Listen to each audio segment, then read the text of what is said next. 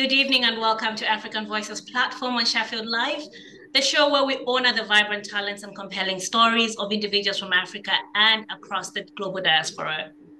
My name is Chiwe Chihana, your host tonight, and we have a special treat for you, a young, vibrant author who is making waves with her debut book. Just from 14 years old, Sasha Ndegwa started to write her book, which has already captivated readers with Chama's book of short stories, a collection filled with imagination, heart, and a reflection of her unique cultural background. Sasha, full of creative energy, draws from her rich heritage, having a Kenyan father and a Zambian mother, to weave tales that resonate deeply with readers of all ages. In fact, her name Chama honors her Zambian roots, a name that embodies kindness and strength. Joining Sasha is her mother, Siphiwe, a proud pillar of support who has nurtured Sasha's love for storytelling. And together they'll be sharing their journey behind this incredible book, their family influences, and the stories that have touched so many lives already. Let's dive into this literary journey and explore the mind of the talented young author, who at such a tender age is already a force to be reckoned with. Please join me in welcoming Sasha Ndegwa and her mother, Siphiwe. Good evening and welcome to African Voices platform. Good evening, Chiwe. Good. Hi, Sasha. Congratulations on your book. Hi, thank you. Yeah, really lovely to have you. I'm so glad to be talking to you. So I'm just going to start from the basics. What inspired you to start writing Chama's book of short stories when you were younger? Of course, you've grown a bit, but when you were younger, what inspired you? I mean, I was 12 when COVID initially, came to Kenya, and I remember just being at home, being like and feeling so, I want to say useless. I was very bored, Yeah. and I remembered I had had exams a year prior where I'd been writing stories constantly with teachers, my tutors in preparation for that exam. Yeah. And I was obviously like really captivated by them. So I said, you Mm. know what? I'm going to write a book. There you go. Like your own inspiration. I love how that comes across. That's brilliant. And how does your cultural heritage influence your storytelling? What role did it play in the stories you've been writing? It really doesn't because, well, I've been traveling to Zambia every year since I was literally born. Yeah. And I mean, yes, there's some differences between the Kenyan culture and the Zambian culture, but if you really think about it, it didn't play a role in my stories because that's just what I grew up with. All right, lovely. That's brilliant. And I kind of like the imagery as well of the cover of your book itself. I think I noticed you have some adornments that represent maybe both your heritages or something. Yeah, what connotation was there in that? My maternal grandfather Okay. is a descendant of the Guni tribe, All right. Okay. and typically, I mean, he's Mm-hmm. also part of the chief family. Mm-hmm. So with that, they'd wear this headdress, Mm. which is the brown thing on the book on my head. Yeah. Okay, right. That's really beautiful. I loved seeing it. Mommy, so that's your maternal side of the family. Yes, How did you find yourself working with your daughter during this period? ours is a very interesting story because, quite honestly speaking, when she started writing, I don't think I wasn't really paying that much attention because, like she has said, it was during COVID. The world had shut down. We all didn't know what was happening. We didn't know how long, this pandemic would go for. So, pretty much one day, she walks up to me and says, I want to write. I said, okay, what are we writing? Then she says, I'd like to do just short stories. I forgot about it. Months later, one day she walks up to me again in the house and says, I've been trying to check with publishers, but everyone's really busy. So that set an alarm off in my head because I'm thinking to myself, what this means is that my child is interacting with pretty much adults outside the house. And for me, that raised a concern because she's speaking to people that I don't know. I don't know who these people are. I don't know what the conversations are. Yeah. And I mean, we know what the world is like today, yeah? Hmm. Adults prey on children. So I picked it up from there. I took it as my cue to pick up. Hmm. I went in search of a publisher. And then we tried to see if we could get a printer on board. My Kenyan business partner, her mom is a retired teacher, and she had just published a book, self-published a book, a Kiswahili book. So I followed that lead, spoke to her, and they led me to our current printer. And from there, I started looking at potentially finding an editor, an illustrator who would be able to work with. It Okay. was a tough search Hmm. because, I mean, I think this book was harder for me, quite frankly speaking, than Yeah. it was for her, because she wrote and basically just, gave it to me. And then I'm thinking to myself, what do I do with this? Because when you hear about writing, initially, I think everyone's assumption, everyone who's never written anything, is that you're pretty much given this write out, and then Right. you sit and type it, and then voila, it's published. But that's not really how it works. No, I don't imagine it does. Oh yeah. So I found myself having to put in a lot of work with identifying the right editor, identifying an illustrator, and then I was a bit disappointed because almost every single person I spoke to during the first year, Hmm. no one jumped out at me. No one owned the project. Right. And yeah, so I bypassed quite a lot of people What does until that mean actually, effectively? So when you're thinking of your daughter, Sasha, and you're thinking of how to marry her with somebody who could understand her, what were you looking for that was missing with the initial people you spoke to?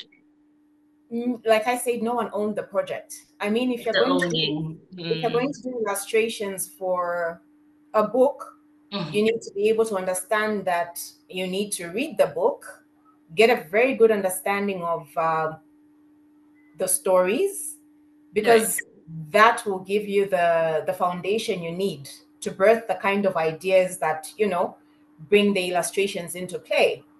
And I just didn't meet anyone like that. I mean, I had someone asking me, um, what kind of illustration would you like for this story? And I said, no, it's not about what I would like. Read the story, get a feel of the story, get a very good grasp and understanding of the story, and you're an artist. Yeah. That itself will give you what you need. It will give you an idea of what the illustration should look like. And then thereafter, you can run it past the author and, you know, take it from there, make the necessary changes. So it took me a while to find that person, but I did eventually find her. Right. Well done. Brilliant lady, Kenyan lady. Her Mm. name is Nzisa Muli. She's Good. done an amazing job. I don't think I could have picked a better person for the project. Congratulations. And now we actually have an amazing book that I've had the privilege of reading, actually. So thank you.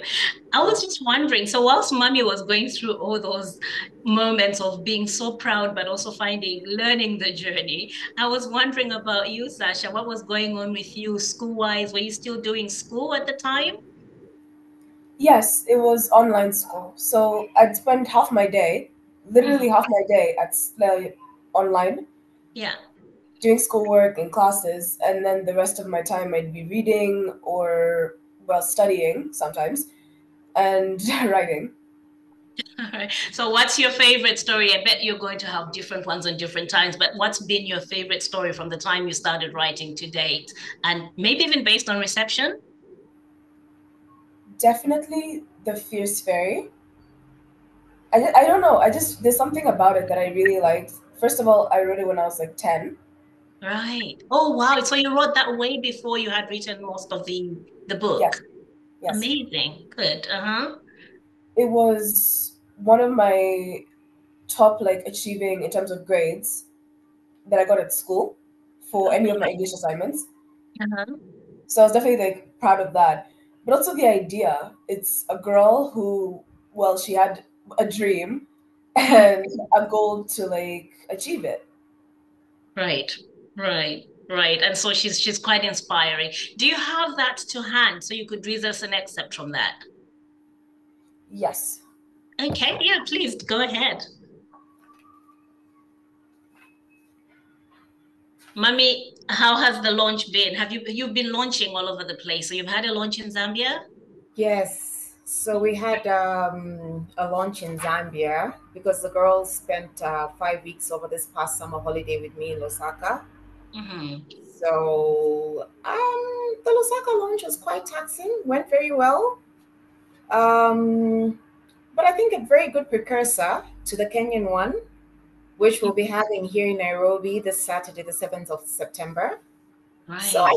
I think so far so good. Mommy's been doing quite a lot of running, but she's here, she's alive, she's well, And and she's doing another book launch in another country. Like how many authors would yes, put two book launches in two different countries? I'm not sure I know adults who have actually. it comes with the heritage. It It comes with comes with being a half heritage. Zambian and being half Kenyan. Comes to tell you. Okay, let's listen to Sasha then. Sasha, what are you reading us then? An excerpt from The Fierce Fairy. I'll read you the introduction. Okay, sure. I have to save something for the readers. Go ahead. Yeah, say something for them. Yeah, tell them why you want to read that particular excerpt as well. It's just the beginning, so they can get like a feel of how my character Ella is, and like her, I guess her aura, All right. Yeah, go ahead then. without saying too much. Once upon a time, there lived a little girl called Ella. She was a humble, kind, and courageous girl. She was only 8 years old, and her parents treated her so well and loved her so very much. Ella had always wanted to be a fairy. She waited and waited for the day to come. Is that all they are getting? Yes. Good. I love it. I mean, I was waiting and I was like, oh, I need to hear more about this. But I think that's a very good tactic. It makes me want to buy the book now so I can read the story myself. Interestingly, that's actually one of the stories that I really favored myself. I found that your imagination really came through with this particular story. So I think people should really be going out to get it and reading that to their families. Mommy, do you have a favorite story in this book? Hmm. Mommy's read this book until she can read no more. I don't, quite frankly speaking, I don't think I have any favorites. Or characters. Maybe characters have been jumping at you. I like the COVID-19 pandemic story.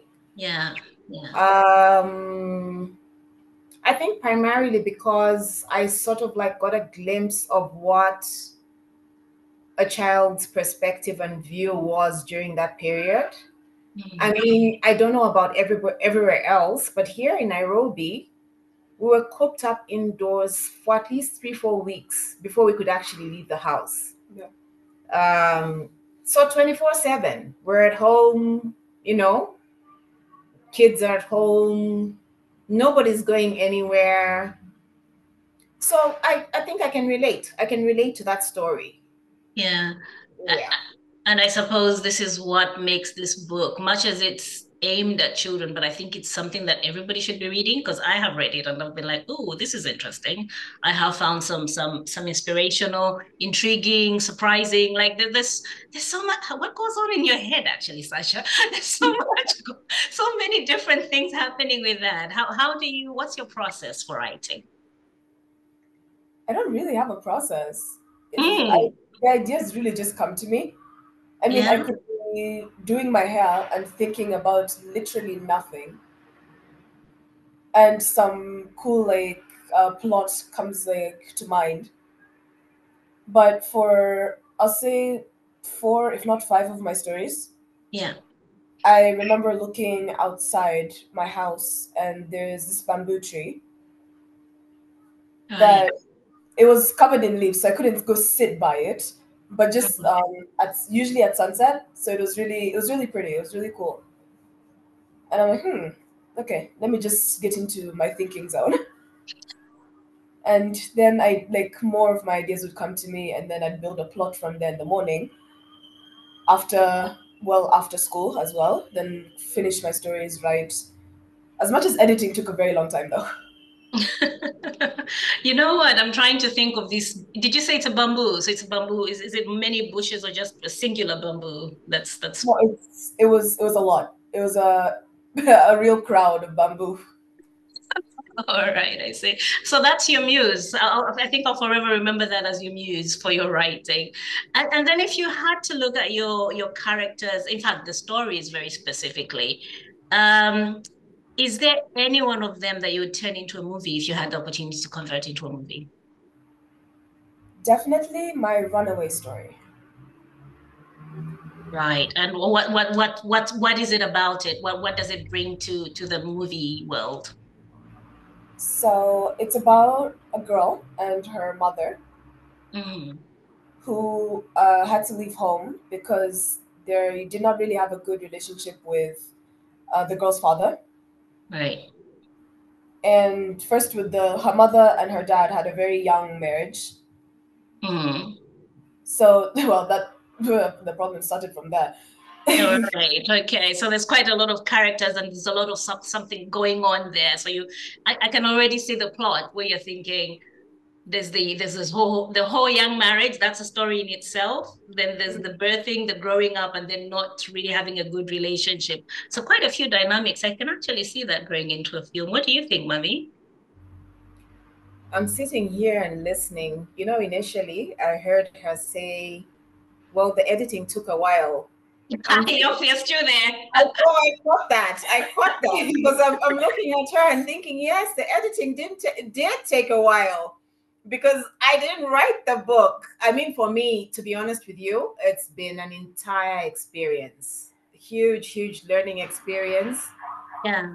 Um, I've had to play all the roles. I've had to play mommy. I've had to play editor. I've had to play illustrator alongside with all the professionals that we had Yeah. helping us along the way. Uh, Little Madame here has pretty much just been waving her wand and telling me her likes and dislikes. Um,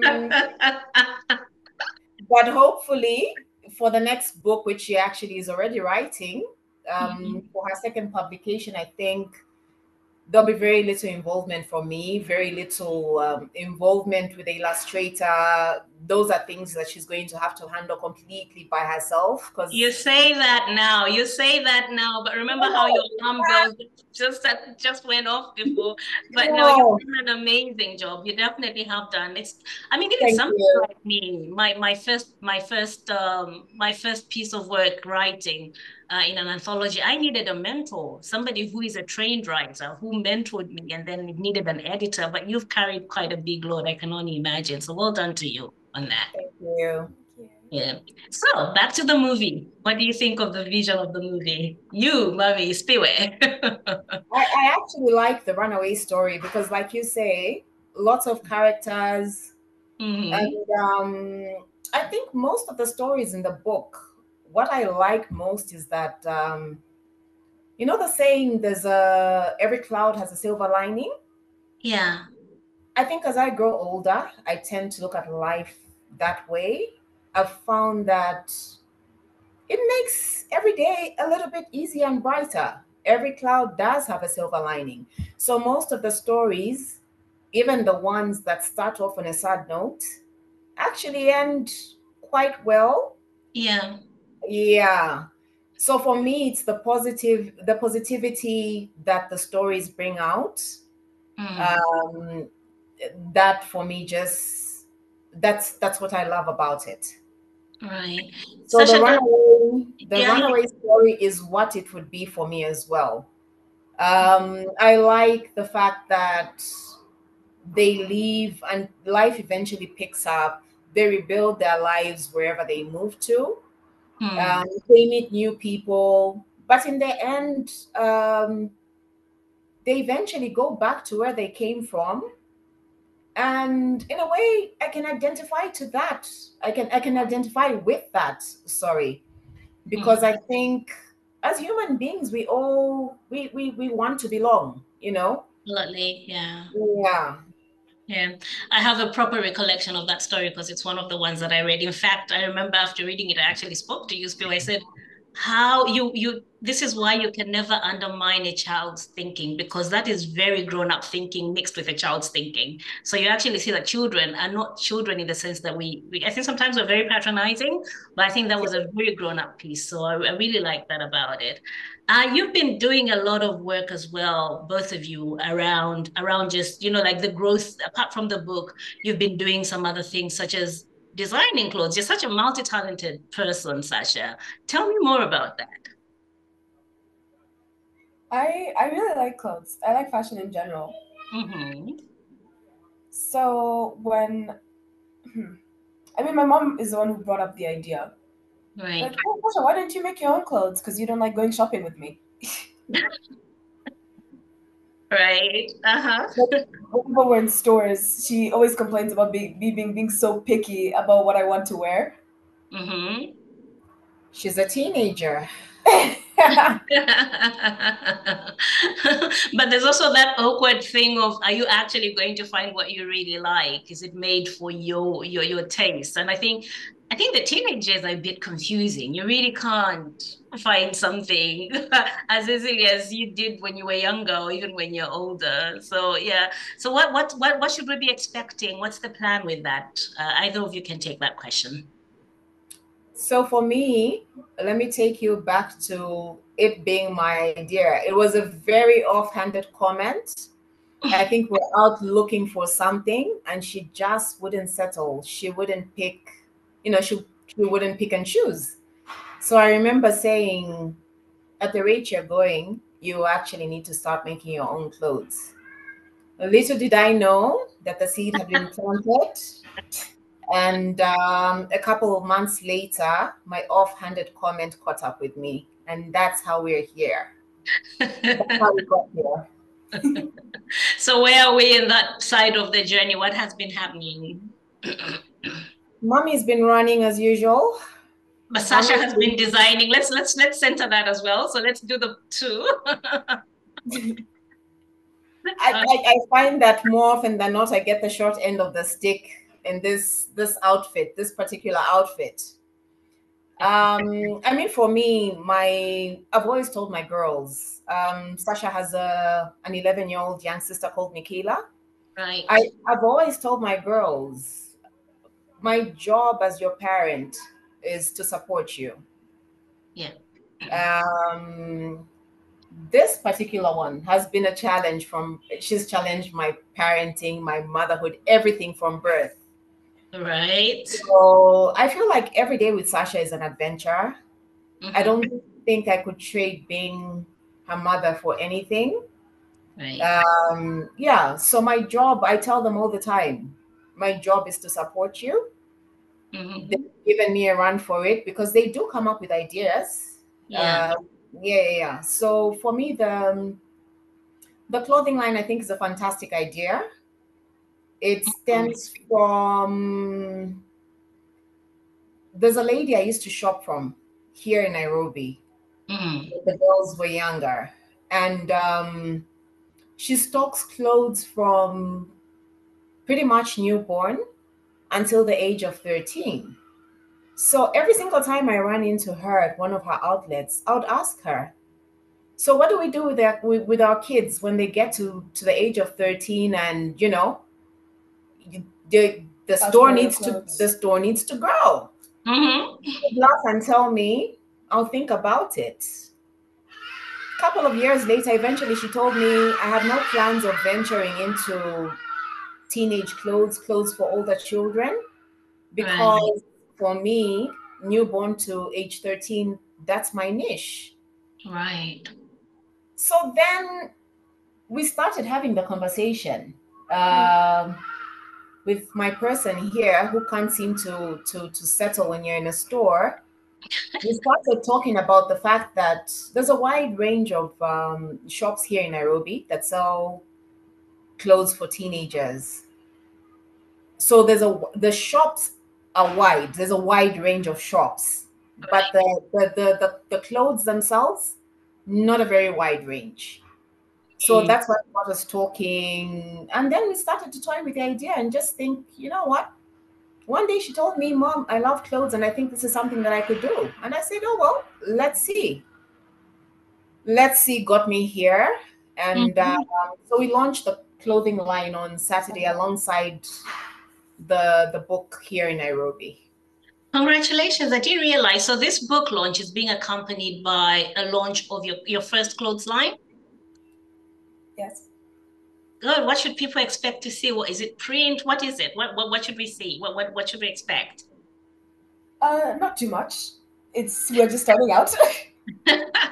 No, I mean the clothing itself. What is it? What type of fabric is it? Where is it? Is it informed by anything? What type of clothes? Because it's all you are now thinking this is what works for you, right? Most of it is pretty summary. Oh, I like. Okay, okay. And all for teenagers. Now that you're saying that, I'm thinking me. No. We can range the sizes,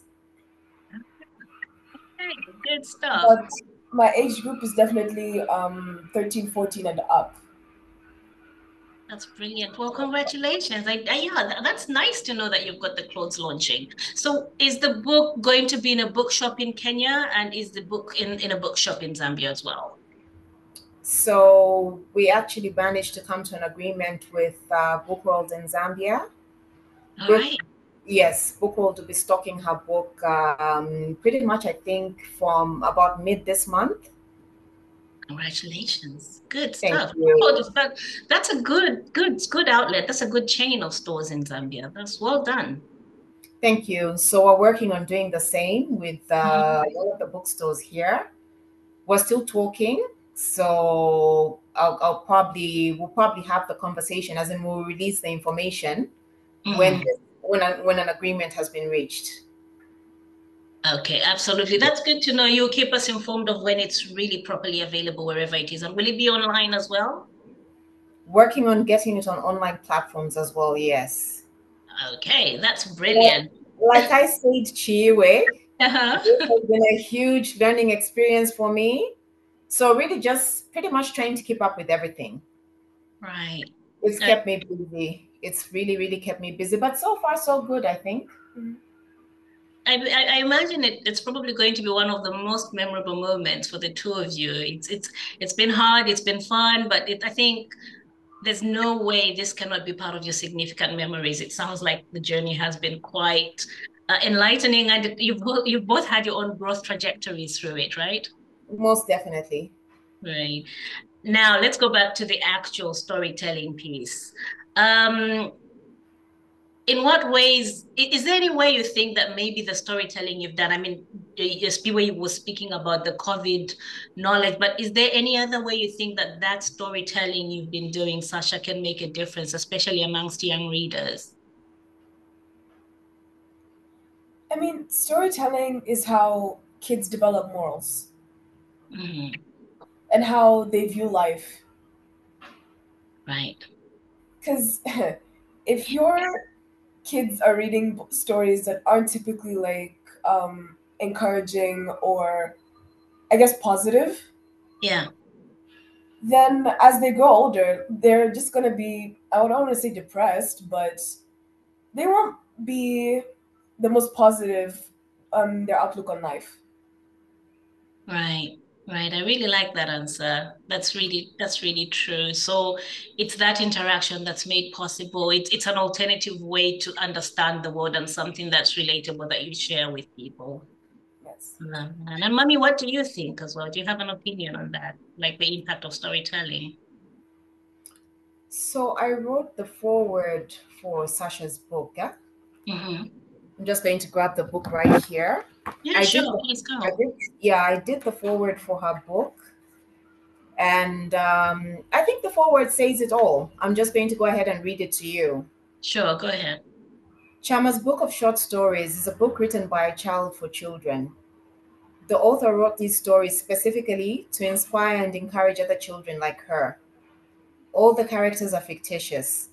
Most of the stories depict what could easily be a real life situation viewed from a child's perspective, whereas some are pure fairy tale.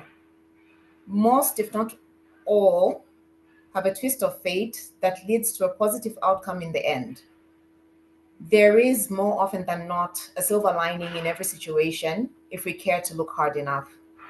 Happy reading. I think for me that sums it up. Yeah. How have I missed that? I totally missed that. It's beautifully written. Yeah, yeah, Thank that's the you. something aspect. Have you witnessed any growth through her writing, and what's it been like watching her navigate this creative journey? I mean, obviously, you started off from a place of alarm because you're like, who is my daughter talking to? And she's really taking this. But what growth have you experienced? I honestly feel like this one grows on a daily. Um, to be honest with you, I feel like I one day she was a little girl, and then I blinked, and now I have an entire human being who's literally my size. Where the writing is concerned, I think, like I said, she's already writing her second book. Right. I've had a sneak peek at some of the stories.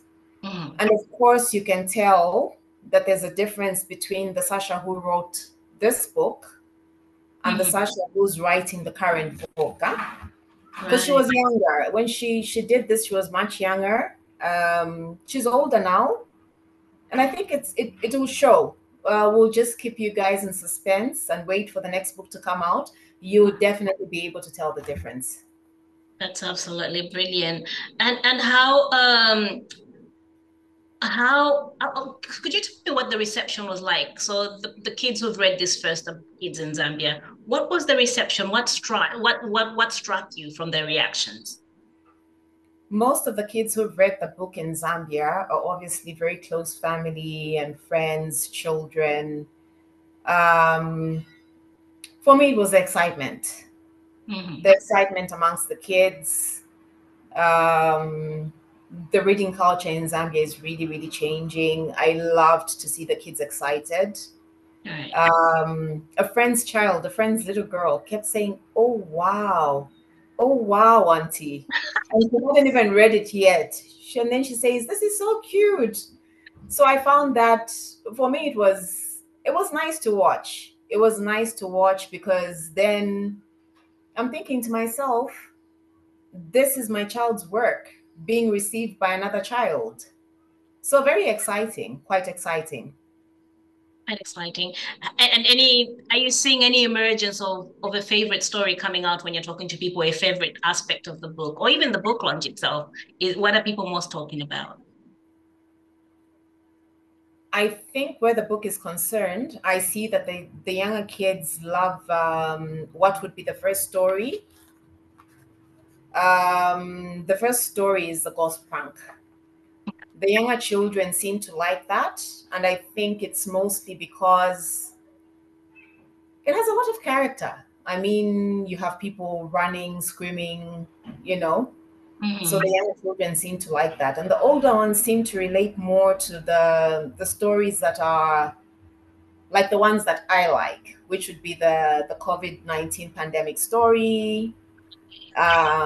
There's one about children who lose their parents. Actually, that's how the story starts out, but with Yeah. a very very positive ending and outcome. Mhm. So the older children seem to relate to those. So the like I said, the book is a mix of what could very easily be a real life situation, Mhm. well as the fairy tales. For me, as her mother, the fairy tales were consoling because I think they gave me when she was going into her teen years, I think I was very afraid of, I didn't know what to expect. Very Yeah. afraid to face Sasha's teen years. So when she did the book, it was consoling for me because I would read, as we went along editing, I would read the stories and I'll tell myself the fact that we're still bordering between fairy tale and reality is a good thing for me because I still have my little girl. She's there somewhere, but she's going through her rite of passage of being an Yes, adult, but still the child that she actually is anyway. most definitely. Yeah. But I guess that's short lived because Miss Sasha is 16 in the next 2 weeks. So Well, happy birthday for next week. Thank you. So we're you're a making 16-year-old adjustments. published artist. I mean, this is what we'll be saying forever. This is going to be etched in history. You were 15 when the first book got published rather than 16. I think that's brilliant. That's quite a feat. Yeah. Thank you. Sasha, if you could pick out not the story, but out of all the characters, whether in the fairy tale world, in the real life scenarios you've imagined, is there one person whom you'd like to have a conversation with or hang out with amongst the characters you've generated? There's a story about a girl Mm-hmm. who became a writer. Right. Her name's Julie. I definitely wouldn't want to have a conversation with her. I don't know what about, but I know we'd have a good time. We just chat. Like that's you. Like a girl who became a writer. I think that's you as well, isn't it? Very similar dynamic there. So yeah, that's pretty good. Great stuff. Um, Pardon, sorry, I missed that. In the book, she's Mhm. older than I was. She's older than you, right? Okay, that's interesting. Actually, the one thing that I keep forgetting to ask you is who was in yourself? Who was the most excited, apart from your mom, your dad, your siblings, who were the most excited for you about what you were doing? Definitely my grandpa. Right. Okay. So you do have a broad support network. Does your grandpa get to share the book with other people as well? Are there older people in his generation that are reading it? I'm not really sure. I mean, he does talk with his friends and stuff, but do I know if he's sharing the book? Probably. You've clearly made everybody proud. Well, it's been lovely, and I'm really looking forward to hearing all about the Kenya launch. Thank you so much for joining us on African Voices platform today. Thank you for having us. Okay, good luck with it. You've been watching African Voices platform on Sheffield Live TV. My name is Chiwe Chihana. We've been speaking to the young author, Sasha Ndegwa, alongside her mother, Siphiwe. Good night, and thanks for joining us.